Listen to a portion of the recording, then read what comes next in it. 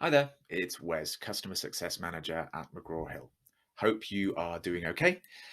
This video is just to give you a quick refresher on how to manage your assessments, particularly towards the end of the semester, and to make sure that any students that need extensions for additional time can get them. So it's very simple and straightforward to do. All you have to do is follow these steps that are behind me. So the first thing we're going to look at is managing the policies on an assessment. So I've set up this assessment that's in here.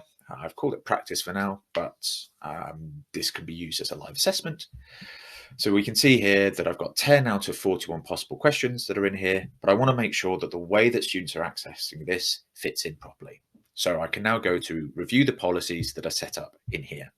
When you go through to assign the assessment, you'll have gone through this process, but it's worth just taking another quick look in here. So I'm going to go and click View and edit the policies. So this will now give me start and due dates. So this is when this assessment is available from and when it needs to be due.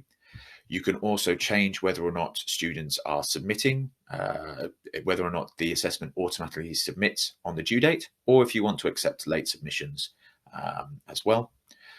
If you want to turn on proctoring, you can do that here as well. And then we're going to go down into here and click Expand Advanced Settings. So what I've got in here is my basic kind of access rules. So how long do they get? What order are the questions in? Do I want to password protect? How many attempts there are for students to go through and do this. So if it's an assessment, we're probably only going to give them one go unless we're doing something phased.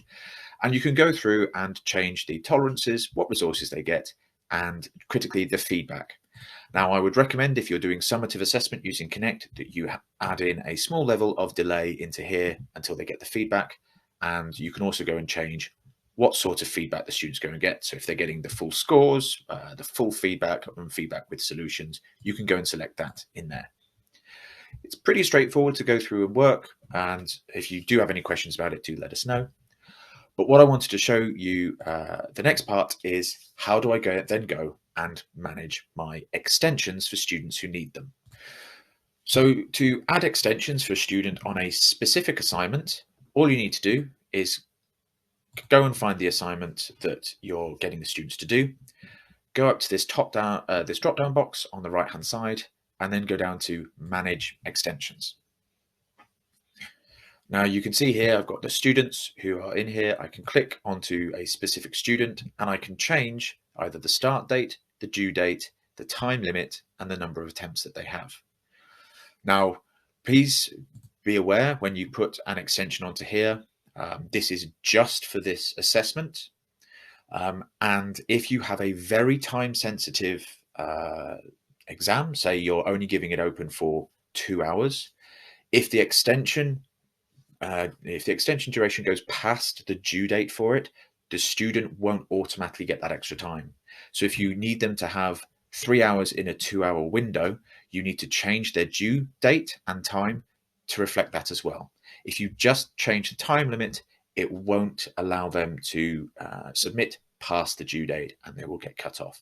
So if you're setting a very time specific exam for them, please make sure that for that individual student, you change their due date as well. So for this student, if I want them to have an extra 25% of time, they'd have 75 minutes, but I'd also then want to move this time out by an extra 15 minutes for that specific student. Once you've made the changes that you want, just click Save. And that will now apply to this student who now, my sample student in here, will now have a 15-minute extension to this time. So this applies to just an individual assessment. If you want to set a sort of a global extension, you can do that from the student roster page, and you can go and click Manage Extensions in the roster page, and then set a global 25% bonus time for that student for all of their assignments. But do remember about the due date. You need to push that out if you have a time-sensitive exam. So that's all for now. It's hopefully all your assessments go smoothly, and we'll make sure that you are prepared for giving the feedback and what to do with that afterwards. That's all for now. I'll speak to you soon and wish you luck with the rest of your course. Bye-bye.